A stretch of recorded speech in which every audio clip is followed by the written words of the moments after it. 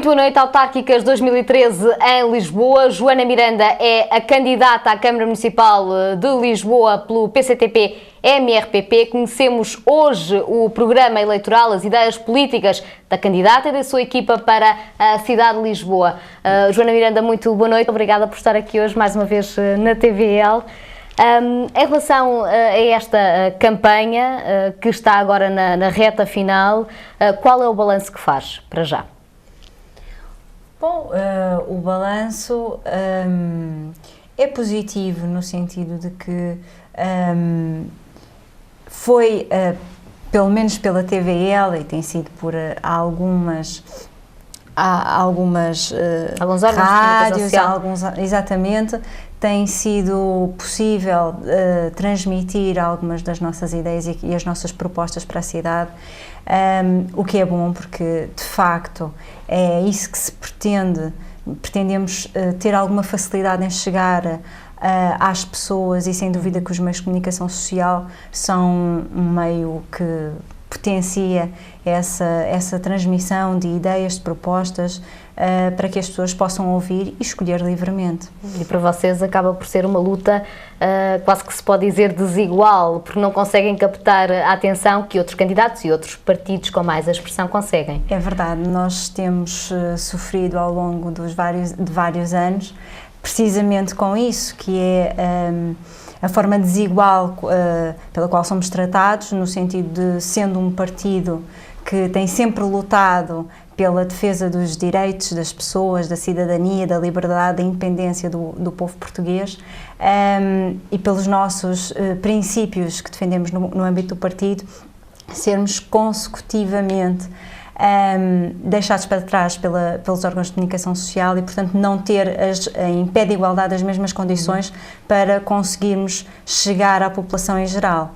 Mesmo assim, vai tendo alguns outdoors pela cidade e o seu slogan é bem visível: resgatar uma capital sequestrada.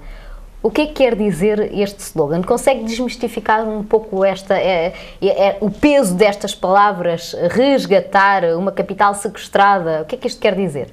Bom, à partida, o slogan até pode parecer um pouco pesado, mas isso, de facto, tem um objetivo, é porque a capital está mesmo com um ambiente pesado, ou seja, porquê resgatar e do quê? A nossa capital tem vindo a perder a população. Estima-se que durante um período de um ano saiam cerca de 10.000 pessoas da cidade de Lisboa. E, portanto, é preciso partir com este modelo que se tem vindo a viver até aqui dentro da cidade, ou seja, resgatá-la e devolvê-la ao cidadão. Esse é o nosso objetivo e o porquê do nosso slogan ser precisamente esse. Nós não podemos desejar uma cidade, enfim, que esteja deserta e desertificada, porque não é isso que se pretende. Nós pretendemos sim resgatá-la e devolvê-la aos cidadãos e à população, e esse é o porquê do nosso slogan que compreendo. É um slogan forte e as pessoas, quando leem, chama a atenção precisamente por isso. Esse é o nosso objetivo principal do nosso programa e em torno do qual estabelecemos as nossas propostas e apresentamos as nossas soluções para a cidade. Falam, enfim, do parque habitacional, dos bairros populares. Como é que se trava este problema da desertificação? Como é que se atrai mais pessoas à cidade de Lisboa? Helena, ao longo dos últimos anos, o que nós temos visto é precisamente o oposto, que é uma cidade que está a ser desenhada para um postal, sem gente, sem pessoas, sem vida. Não é isso que nós pretendemos. Daí apresentarmos algumas soluções, a meu ver, extremamente competentes e eficazes. Uma delas passa por regressar, a que a indústria regresse à cidade. Com o regresso da indústria à cidade, nós vemos que não existe nenhuma capital europeia que não tenha indústria, mas a indústria foi retirada à cidade. Eu fiz até aí uma visita pela cidade, precisamente para ver, e constatei que existiam dezenas, se não centenas, Helena, de fábricas deixadas ao abandono. Abandonadas. Se vamos ali à zona de Marvila, é um exemplo muito típico, muito característico. É chocante, parece que andamos num local fantasma. E nós não podemos aceitar isso. Provavelmente as empresas, umas faliram, outras aceitaram condições mais favoráveis noutros concelhos. Helena, nós não podemos conceber uma imagem da cidade sem olharmos para o país em que estamos. E o que foi feito ao longo destes últimos 40 anos tem vindo a ser uma extinção, uma abolição de toda a capacidade produtiva do país. Nós vimos os fundos, os dinheiros que vieram da União Europeia serviram precisamente para extinguir a indústria, as pescas, porque isso a agricultura é com a França, as pescas é com a Espanha, a indústria é ali com a Alemanha, quer dizer, e nós fomos aceitando que nos fosse imposto este modelo pela União Europeia. Este modelo é completamente errado, porque nós hoje encontramos-nos completamente dependentes do exterior. E, portanto, é preciso fazer uma ruptura completa com este modelo, apostar novamente na indústria e apostar na indústria na cidade. Dir-me à Helena, mas não vamos ter poluição a mais? Não, hoje em dia podemos fazer perfeitamente uma aposta em indústrias não poluentes e, além do mais, existem várias diretivas comunitárias precisamente que acautelam estas situações. A fiscalização é muito rigorosa. Exatamente. E, portanto, isso é possível. O que é que o regresso da indústria à cidade vai fazer? Vai criar postos de trabalho, que são absolutamente essenciais nos dias em que hoje vivemos. Vai necessariamente criar novas atividades e potenciar o comércio, porque obviamente se existem mais pessoas na cidade, vão-se gerar tantas outras necessidades e em torno dessas necessidades vão ser criadas outras atividades. É preciso também que exista habitação dentro da cidade, uma habitação para todas as classes sociais. Ou seja, hoje em dia a cidade foi entregue a interesses imobiliários. Antes de aprofundarmos o tema da habitação, deixa-me perguntar-lhe se é por isso mesmo que defende a revisão do PDM criado por Jorge Sampaio. Exatamente, porque este Plano Diretor Municipal o que tem vindo a fazer é precisamente entregar a cidade a interesses imobiliários, aquilo que nós denominamos como o pato-bravismo da construção civil. E, portanto, consideramos que este modelo é completamente errado precisamente por isso. Hoje em dia é completamente impensável que jovens, atenção, porque nós temos cerca de 150 mil jovens a viver em Lisboa. 150 mil? Há uma série de jovens que nem sequer são de Lisboa, mas que vêm para Lisboa estudar e trabalhar também. Exatamente. E esses jovens não têm uma habitação condigna na cidade. E o que é que isto significa? Têm muitas vezes que arrendar casas na periferia. Isto implica que eles próprios não se possam dedicar com toda a plenitude aos próprios estudos, porque o tempo que acabam por dispensar na rede de transportes públicos e no percurso que têm que fazer através dessa rede de transportes públicos, que aliás é completamente ineficaz, conforme nós vimos, e perde-se imenso tempo, cada vez existe mais supressões de carreiras e diminuição dos horários, existe um prolongar dos horários na rede de transportes públicos. Portanto, acabam por ser jovens que não têm qualquer tipo de apoio nesse sentido, que não podem viver mesmo no centro da cidade, junto das universidades, junto dos trabalhos. Mas falem jovens, mas não só, quer dizer... Mas viver em Lisboa ainda é muito caro, apesar de toda a conjuntura de crise no mercado imobiliário. É muito caro, precisamente por isso.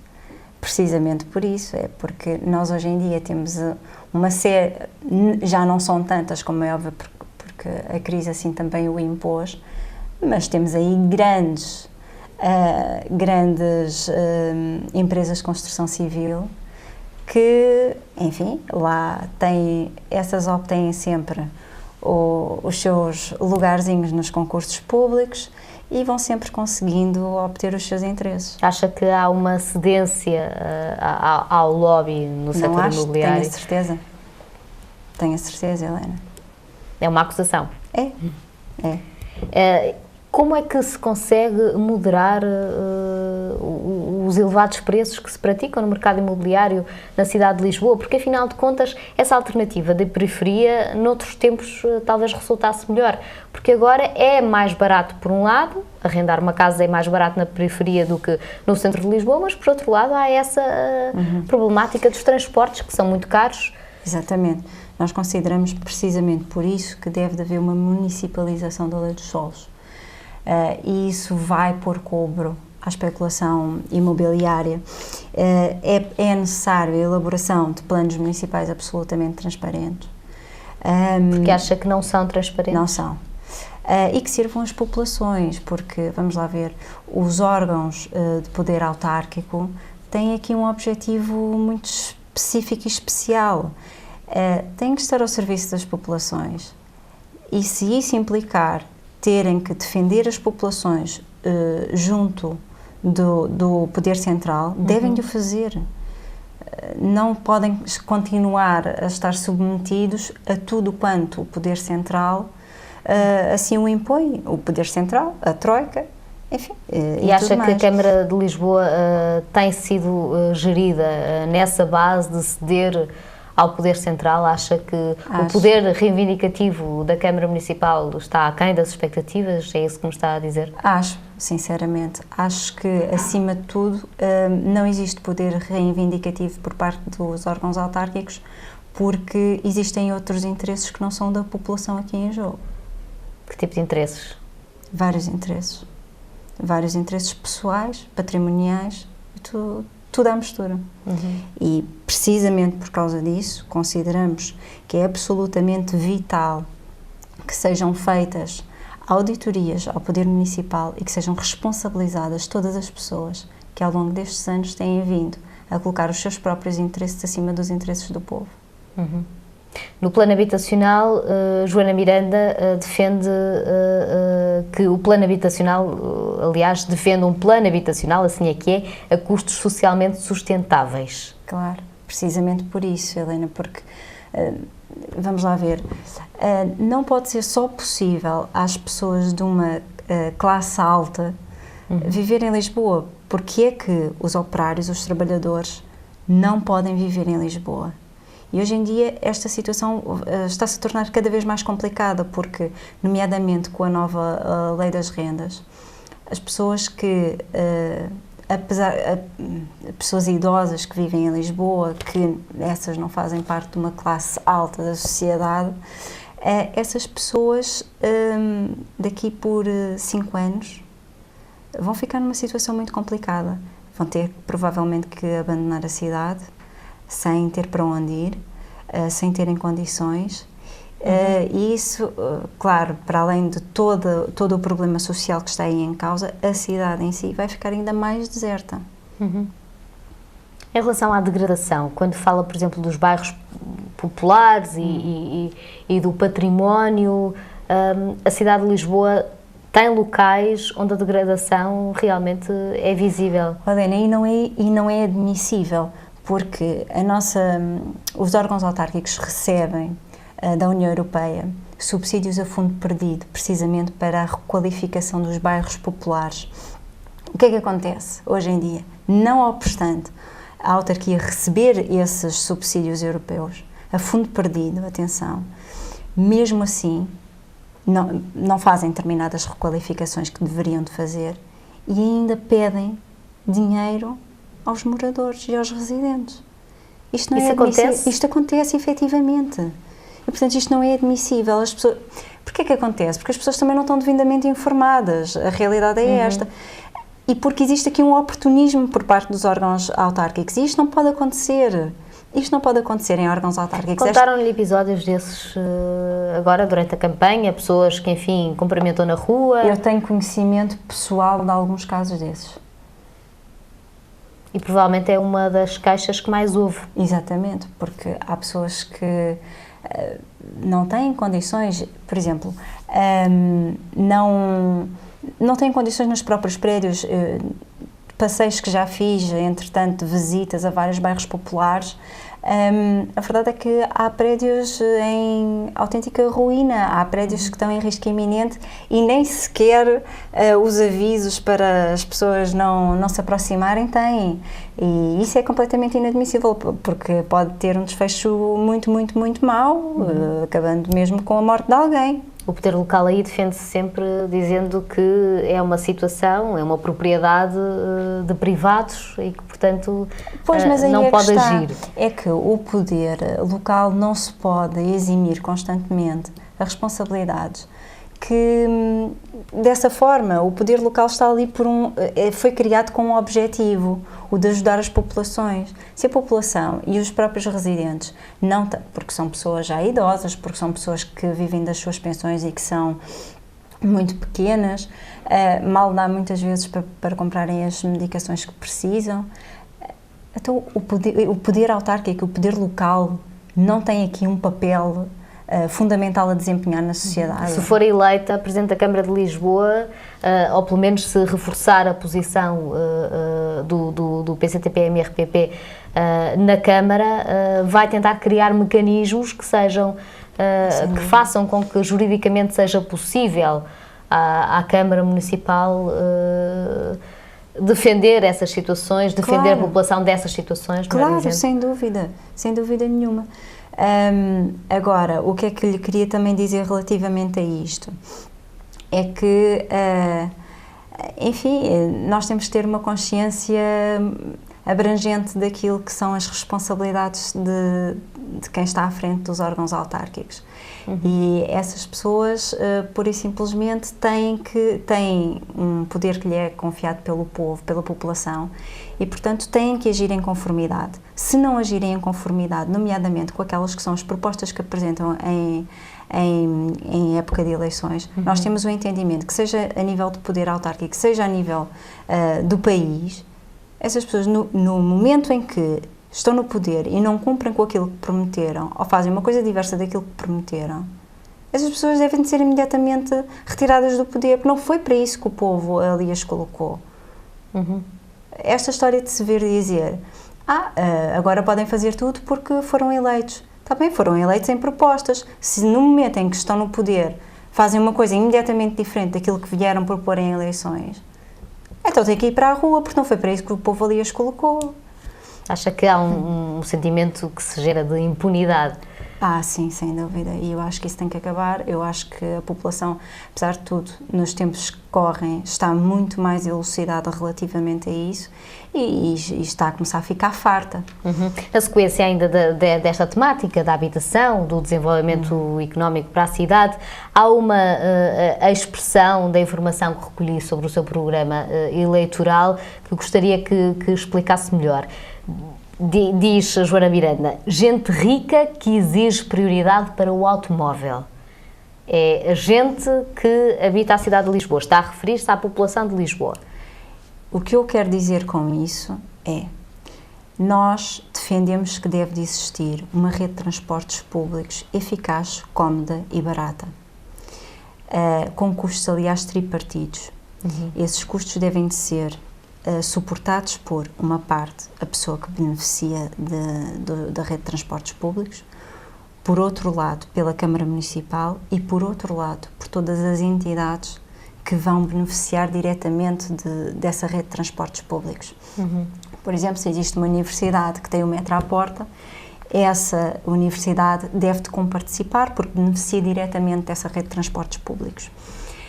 Nesse âmbito, nós temos uma proposta que se integra em toda uma região especial de Lisboa, é assim que nós a denominamos, já tem sido agora aí assambarcada pelo Dr. António Costa e tudo mais, com outro nome, mas a ideia é mesmo que deve ir de Torres Vedras a Setúbal e, portanto, deve de fazer um tratamento integrado, quer da rede de transportes públicos, quer da própria rede de águas, de saneamento, enfim. E, portanto, consideramos nessa medida, e tendo em conta que irá existir essa rede de transportes públicos eficaz, cómoda, barata, acessível, tendo em conta também que o cidadão não deverá pagar mais do que 5% do ordenado mínimo nacional. Tendo em conta que existirá, se nós assim o pudermos fazer, essa rede de transportes públicos, existirá também um parque de estacionamento na periferia da cidade, onde as pessoas poderão deixar o automóvel. Hoje em dia, as pessoas, basicamente, e quem frequenta a cidade sabe que isto é verdade, basicamente os peões nem espaço têm nos próprios passeios para andar, porque entretanto o automóvel tomou conta da cidade. Hoje em dia toda a gente anda de carro na cidade. Porquê que anda de carro? Claro, andar de carro na cidade não é barato, como se sabe, a gasolina não está propriamente barata, o gasóleo também não, os parquímetros são bastante caros e, portanto, é por isso que digo gente rica, porque, sinceramente, dificilmente se consegue suportar todos esses custos. Agora, tendo em conta que esta nossa proposta vem neste sentido, as pessoas não sentirão essa necessidade de trazer o carro para a cidade, porque, à semelhança de tantas outras cidades europeias que efetivamente têm uma rede de transportes públicos eficaz, cómoda e barata, as pessoas não sentem essa necessidade. Podem ir a qualquer sítio de forma barata, podem se deslocar a qualquer local em pouco tempo, e, portanto, essa necessidade não existe. Claro que é preciso existir toda esta estrutura para que isso seja possível, porque de outra forma as pessoas vão continuar a trazer o carro,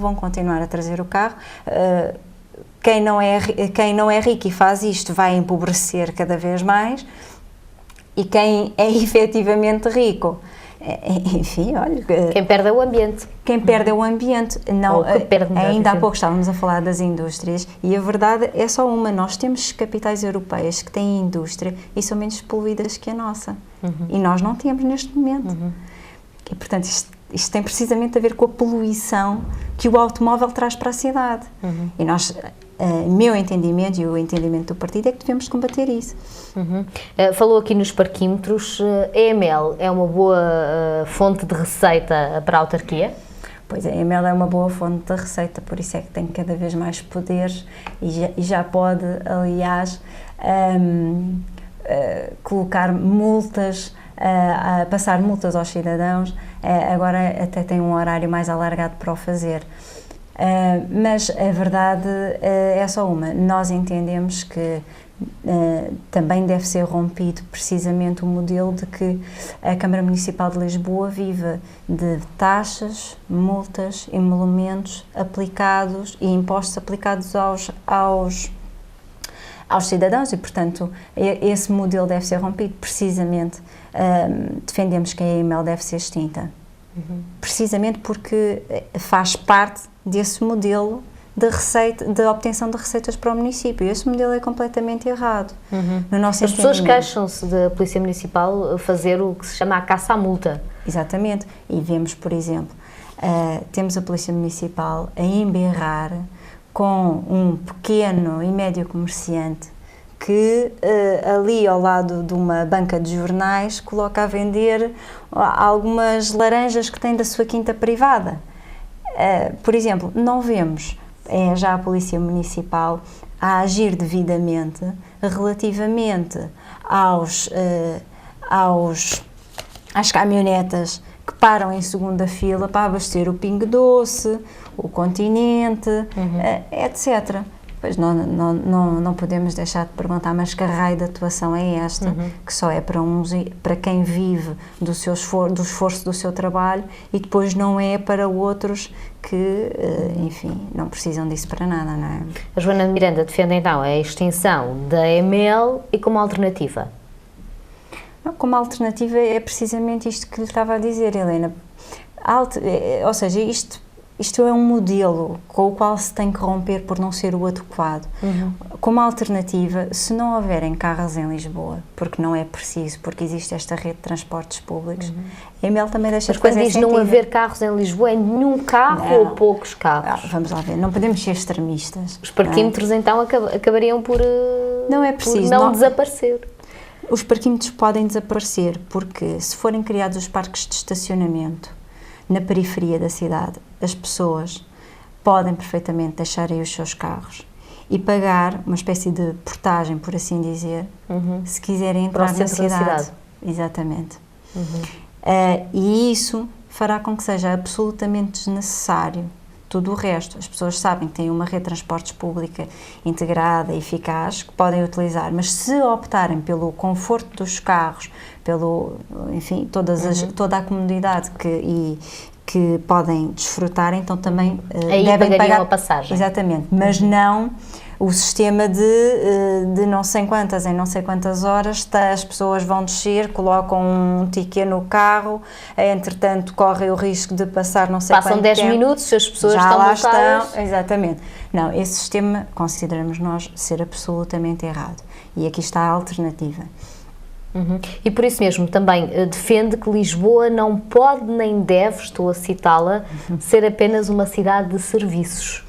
Pois, exatamente.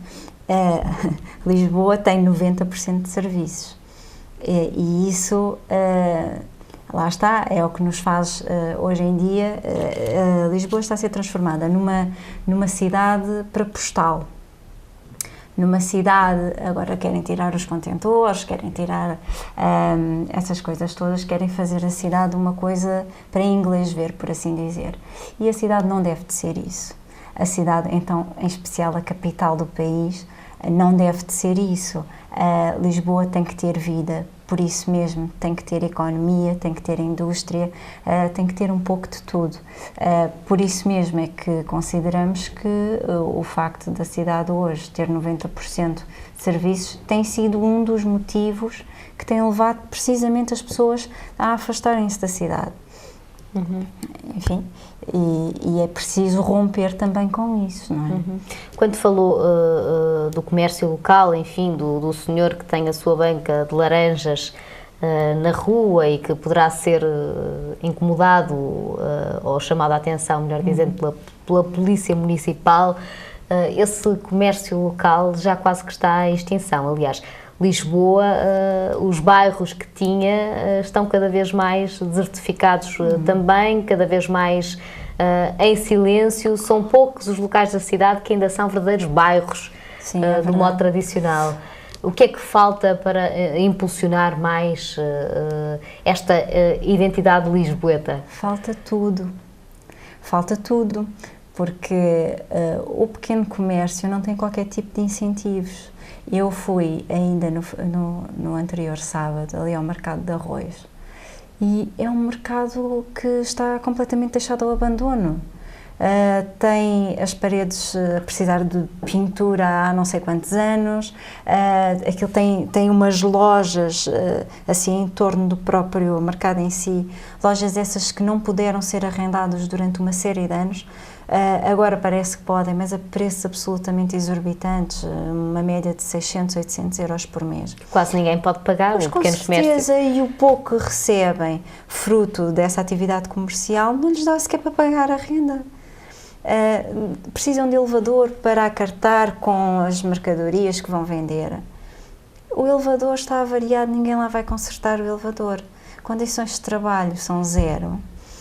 Casas de banho em condições horríveis e portanto é neste estado que está a ser deixado o mercado, os pequenos e médios comerciantes e portanto não existe sequer um incentivo, já bem basta a concorrência desleal que é feita pelas grandes superfícies comerciais, não é?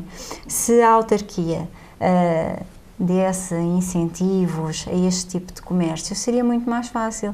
Pintar de vez em quando os mercados já seria um bom passo. Criar outro tipo de incentivos seria muito melhor, mas a autarquia não está preocupada com isto.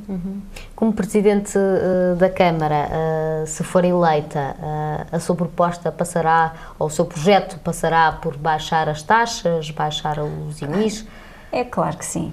Eu acho que é importante, isto faz tudo, nós não podemos, e eu acho que é isto que acontece hoje em dia na cidade, é que não existe uma visão de desenvolvimento integrado. O que existe são medidas que agora são tomadas, não são pensadas devidamente, não são pensadas num plano de desenvolvimento global. E isso não pode continuar a ser assim, tem que se ter uma visão integrada. Claro que as medidas que nós propomos fazem todas parte de um plano integrado de desenvolvimento da cidade. E claro que nessa medida tudo farei nesse sentido, como é óbvio. Provavelmente também terá ouvido queixas dos comerciantes em relação a matérias como a segurança. Não tem segurança nenhuma. Não têm segurança absoluta. É outra questão preocupante para as pessoas circularem em Lisboa a determinadas horas. É muito complicado. Hoje em dia, eu trabalho ali na zona do Saldanha e, em bom rigor, ali naquela zona, a partir das 7, 7h30, já não se vê quase ninguém na rua. Isto é completamente inconcebível. Vamos à Baixa de Lisboa, é a mesma coisa. Eu ainda, no outro dia, estava a falar com uma pessoa de família que me dizia, estive agora em Milão. Milão tem um parque absolutamente fantástico. As pessoas saem do trabalho e vão para o parque e ficam ali horas e horas, quer com família, quer com miúdos, quer com amigos, e ficam ali horas e horas, estão a descontrair, estão a relaxar um pouco e só depois vão para as suas casas. Isto faz falta em Lisboa. Nós hoje em dia em Lisboa também temos poucos parques.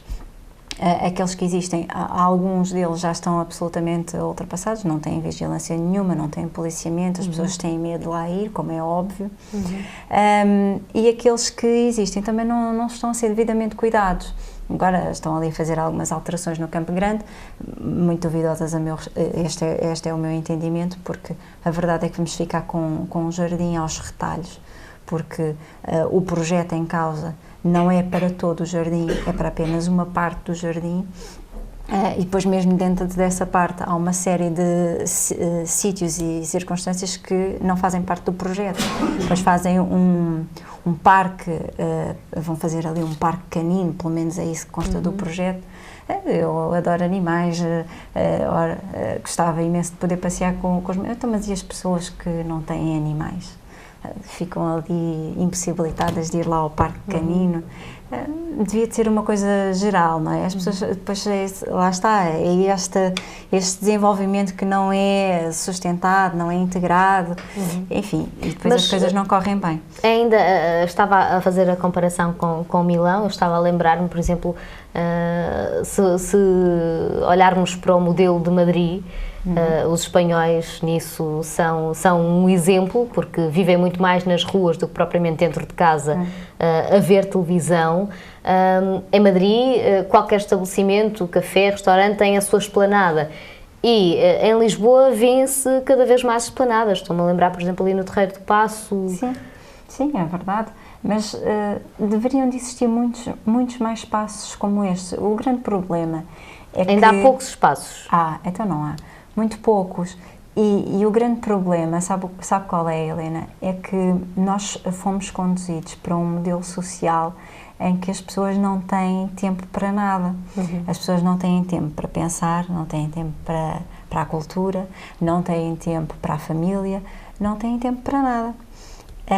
E isto continua. As pessoas estão de tal forma absorvidas no trabalho, nos problemas laborais, e existem inúmeras situações de assédio moral no local de trabalho que faz com que as pessoas pura e simplesmente não consigam viver outra coisa senão aquilo. E as pessoas não têm tempo para mais nada. Esta situação isto tem sido toda uma gestão governamental e empresarial. Enfim, isto é um novelo de lã. E depois faz precisamente com que... Para que é que se vai fazer isto? E por isso temos jardins magníficos deixados ao abandono. Hoje em dia faz-nos falta... eu tenho recordações magníficas da Feira Popular. Nós hoje não temos em Lisboa um parque de diversões. Eu não conheço uma única família, muitos já não conheceram, não é? Eu ainda tive o privilégio de conhecer, que não tenha excelentes recordações de momentos magníficos vividos na Feira Popular. Lá está, mais uma vez, cedida a tantos interesses imobiliários. Se for eleito presidente ou se lhe for conferida essa competência, pretende reabilitar a Feira Popular, devolver a Lisboa à Feira Popular? Tem algum projeto mais concreto nesse sentido? Temos. Nós consideramos que deve de ser construído um grande parque de diversões para que as pessoas não precisem de sair de Lisboa para se poderem divertir. Eu acho que isso é absolutamente essencial. Para as pessoas poderem, ponto número 1, viver em Lisboa, trabalhar em Lisboa e poderem descontrair, lazer, divertirem-se com a família, com os amigos, sem terem que sair de Lisboa para o fazer. E, portanto, dar vida a Lisboa, que é o que, de facto, a cidade precisa. A cidade está triste, escura, sem segurança, e é isto que nós temos. A cidade precisa de mais eventos culturais na rua? Precisa de mais eventos culturais, ponto. Se forem na rua, serão na rua, mas não só na rua. Precisa de mais eventos culturais. A Câmara Municipal de Lisboa, neste momento, não tem nenhum papel ativo a nível cultural. As grandes iniciativas culturais que se vão fazendo é pela Gulbenkian, pela Culturgest, não por iniciativa da Câmara ou porque a Câmara tem essa preocupação. E, portanto, obviamente, no nosso entendimento, a Câmara deve de apostar na cultura. Uma cidade sem cultura é uma cidade sem história e nós não podemos aceitar isso. Isso é uma parte de nós, da nossa identidade, não devemos aceitar perder. Poderá ser uma forma para sensibilizar as pessoas, para atrair as pessoas para as ruas. Claro, atrair as pessoas para as ruas. Já viu, Helena, só de imaginarmos esse cenário, a vida que nós imaginamos, a potencialidade, as potencialidades que podem advir a nível de novas atividades que possam surgir, emprego. Precisamente, é isto que se pretende. É assim que eu gosto de imaginar a nossa cidade. Há outro setor que acaba por também encadear-se no que estamos a dizer, que é o desporto. Era preciso também, e as suas propostas passam por aí, por apoiar mais, por exemplo, o associativismo.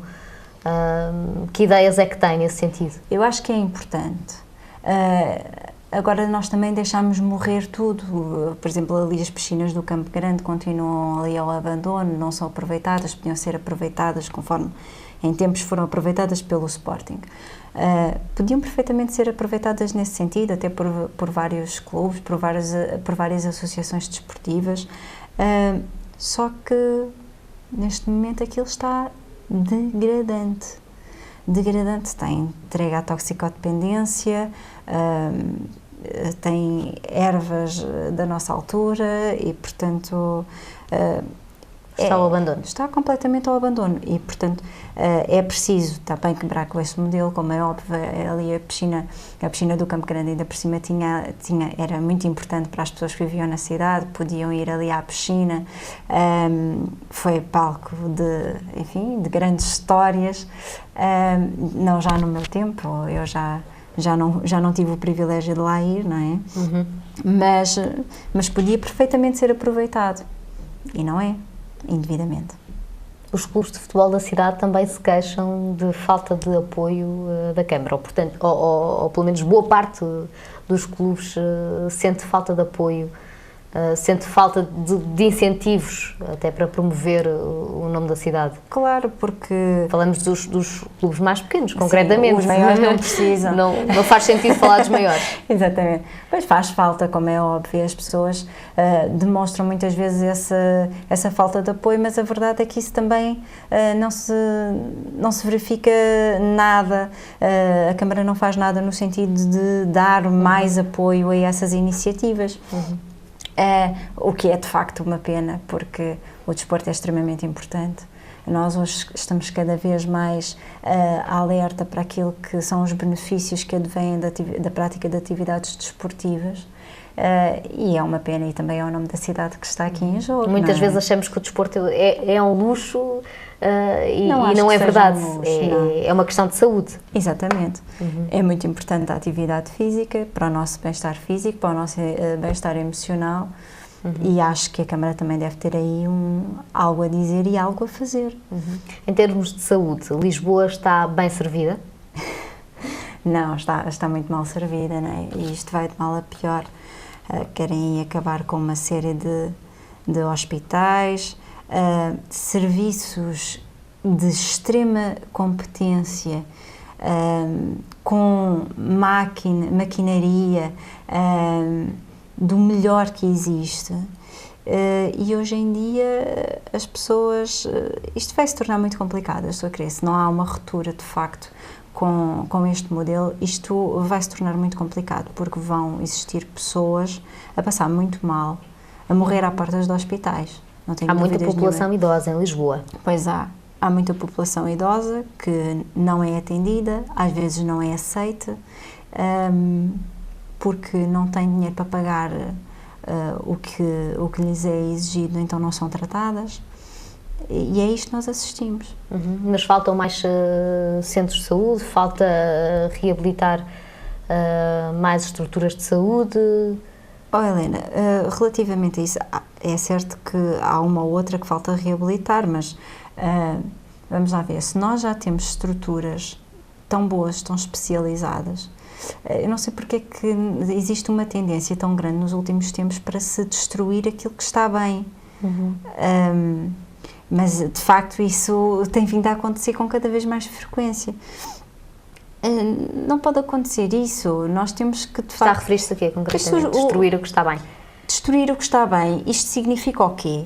Isto significa que, hoje em dia, lá está, voltamos ao mesmo, pelas ordens orçamentais que o poder central dá ao poder local, o poder local tem tendência para, então, fazer tudo o que lhe manda ao poder central, não reivindicar precisamente, não se pode fazer isto, não se pode fazer aquilo, o que está aqui em causa é isto, é aquilo.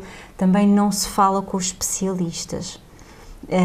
Não são esses especialistas que nunca trabalharam, nunca fizeram nada, mas entretanto resolveram ler um livro, estudar, fazer um mestrado, não sei o quê. Não, eu refiro-me mesmo às pessoas que trabalham ali, que conhecem os serviços, que conhecem as atividades que ali se prestam. Não se ouvem essas pessoas, que são as pessoas mais qualificadas para poderem falar da importância daquilo que de repente se pretende extinguir. Nós vimos o problema que foi e continua a ser com a maternidade de Alfredo da Costa. E de facto, como é que é possível uma maternidade que tem ali condições que nenhuma outra tem? Também acabaram ali com a da Estefânia. A intervenção do poder local tem que ser diferente? Tem que ser diferente. Lá está, o poder local tem que fazer uma quebra com aquilo que lhes é procurado impor pelo poder central e pela troika, porque isso não pode ser. O poder local tem que estar acima de tudo. Tem que ser mais reivindicativo. Tem que ser mais reivindicativo e ter em conta os interesses da população. E acha que António Costa não tem tido em conta os interesses da população? Não.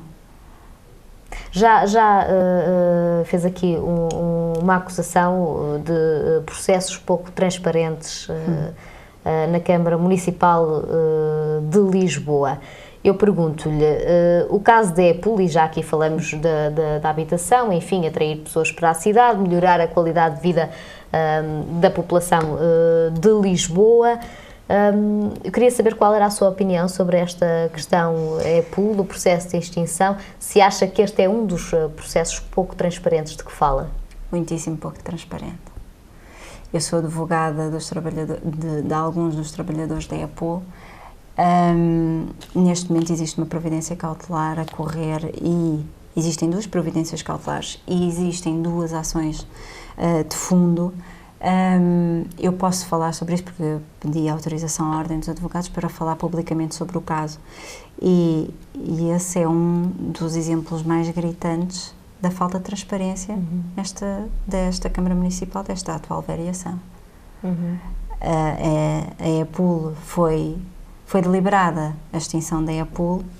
Essa deliberação foi feita a posteriori de já ter sido dada como garantia pelo Sr. Dr. António Costa de que a empresa iria ser extinta a entidades bancárias internacionais. E, portanto, o que está aqui em causa é um património riquíssimo que a EPUL tem, avaliado em cerca de 300 mil ou 350, 300 milhões ou 350 milhões, peço desculpa. E, portanto, é isso que está aqui em causa, é agarrar num património que pertence a uma empresa que, em bom rigor, serviu de testa de ferro para alguém se encher durante vários anos. Eu digo as coisas como elas são, não mando dizer por ninguém. E depois foi colocado em negócios que nada tinham a ver com o seu objeto social. Existem relatórios do Tribunal de Contas nesse sentido, no sentido de serem apuradas responsabilidades. Foi mandado precisamente para investigação para o Ministério Público. Esse processo está a seguir. E agora, neste momento, temos aí coisas muito pouco transparentes. O Presidente António Costa, uma das justificações que deu em público para a extinção da EPUL é que se esgotou a função da EPUL. Esgotou-se. Esse de facto... Não concorda? Não, nem eu concordo, nem ele concorda, porque a verdade é só uma. Como é que o Sr. Dr. António Costa vem dizer que se esgotou o objeto e depois diz que o pretende integrar na Câmara? Então não se esgotou, porque se esgotasse, acabava. Não era integrado na Câmara, não é? Isso não faz qualquer sentido. E porquê que, na sua opinião, a EPUL deve continuar a sua função? Porquê que Lisboa ainda precisa da EPUL? Porque a EPUL tem aqui uma atividade e um objeto que é absolutamente essencial, que é o de criar habitação para uma classe média e uma classe média baixa na cidade. Hoje em dia isso não é possível, conforme já havíamos estado a falar há pouco, não é possível de outra forma. Não é possível, neste momento, para qualquer pessoa de uma classe média e de uma classe média baixa conseguir habitação na cidade, e a EPUL tinha condições para o fazer, tinha condições, aliás, ela foi criada também precisamente nesse sentido, de servir aqui como um regulador no mercado imobiliário. Agora, claro, foi muitas vezes levada para negócios que não tinham nada a ver com isso. Isso foi. Mas a responsabilidade não são dos trabalhadores e a responsabilidade não é da população que beneficiava dessa atividade. Essa responsabilidade foi determinada às pessoas que devem de ser responsabilizadas por isso. Portanto, na sua opinião, no seu entender, a EPUL neste momento deveria continuar em Lisboa. Pois, Lisboa continua a precisar da EPUL. Pois, continua precisamente porque neste momento não é possível à cidade, não é possível para qualquer pessoa de uma classe média ou uma classe média baixa viver na cidade de Lisboa. Claro que se imperasse o modelo que nós defendemos para a cidade, se calhar teria que ser repensado. Mas como isso não acontece, como estamos entregues aos interesses imobiliários, pois claro que a EPUL tem aqui um papel absolutamente fundamental. Joana Miranda, há uns anos um vereador da Câmara Municipal de Lisboa, Nunes da Silva, fez um trabalho exaustivo sobre o regime de adjudicações das obras públicas municipais. Esse relatório nunca veio a público e apesar de haver decisões dos tribunais para que esse relatório seja revelado, o que é certo é que continua no segredo dos deuses, pouca gente conhece o seu conteúdo. Esse documento serviu até de base a uma recomendação por parte da Comissão para a Promoção das Boas Práticas. Qual é a sua opinião sobre esta situação?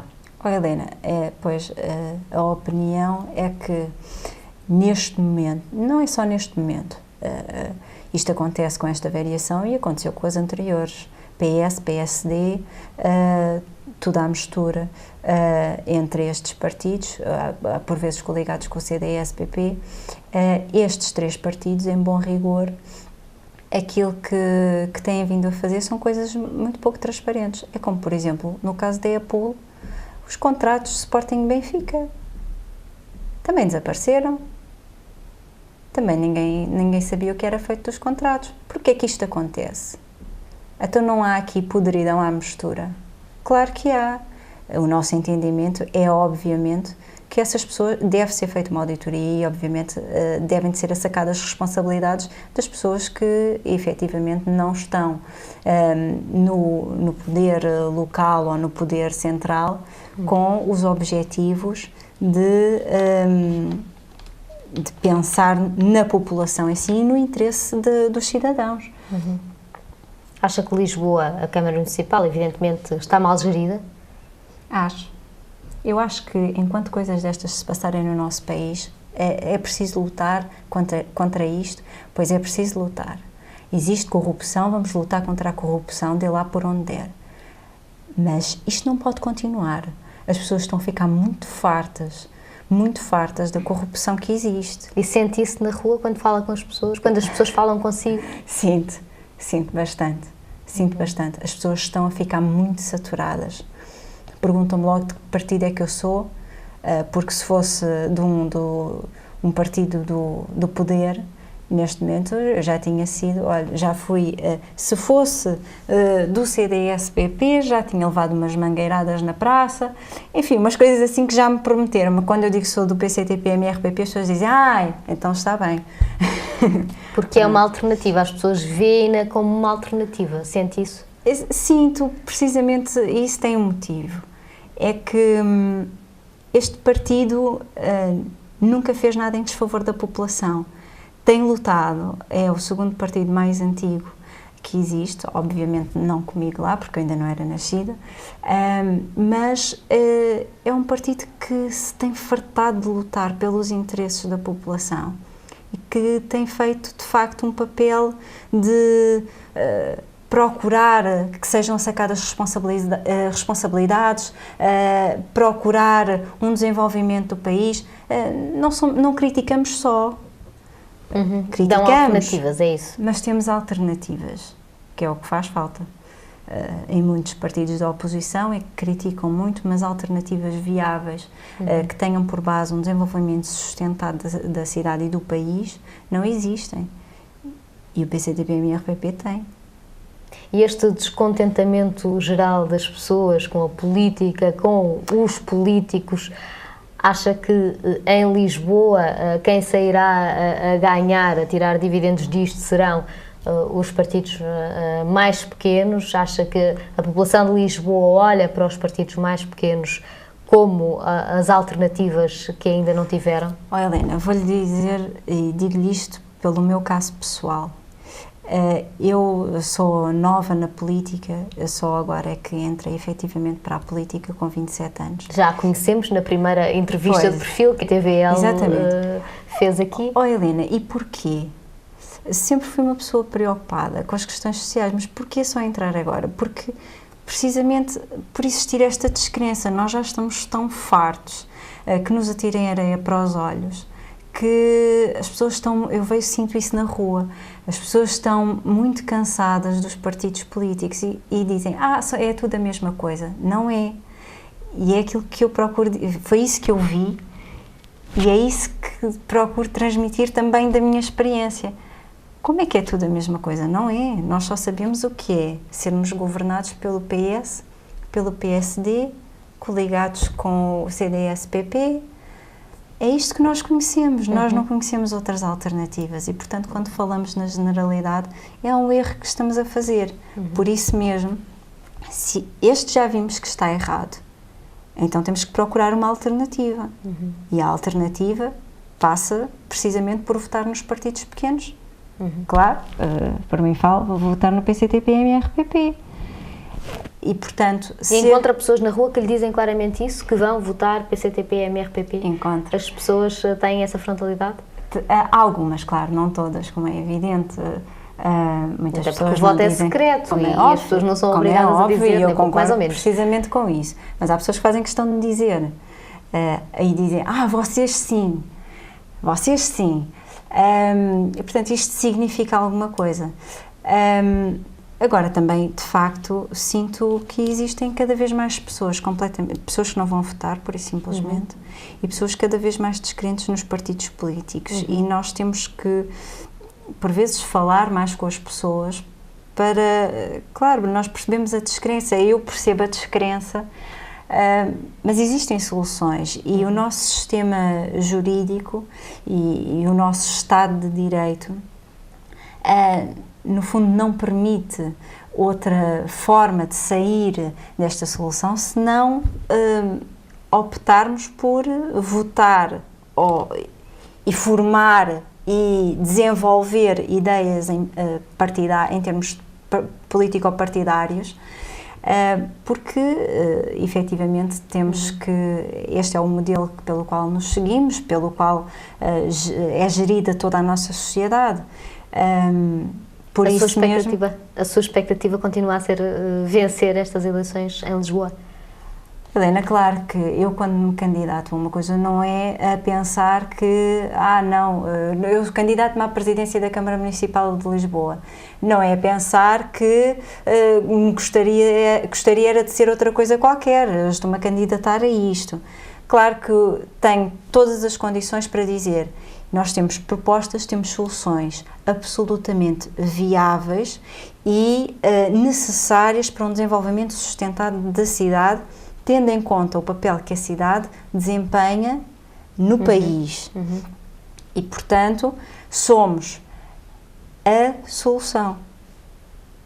Muito bem. Joana Miranda, muito obrigada por aqui ter estado para mais uma entrevista. Desejo-lhe nesta reta final muito boa sorte para a sua campanha e que corra tudo então pelo melhor. A poucos dias das eleições autárquicas de 2013, ficou aqui a segunda entrevista com a Joana Miranda, candidata pelo PCTP-MRPP, e as ideias, as propostas políticas para o Concelho de Lisboa. Espero muito sinceramente, em nome da TVL e em meu nome, que esta entrevista lhe tenha sido útil. Muito boa noite, obrigada pela atenção.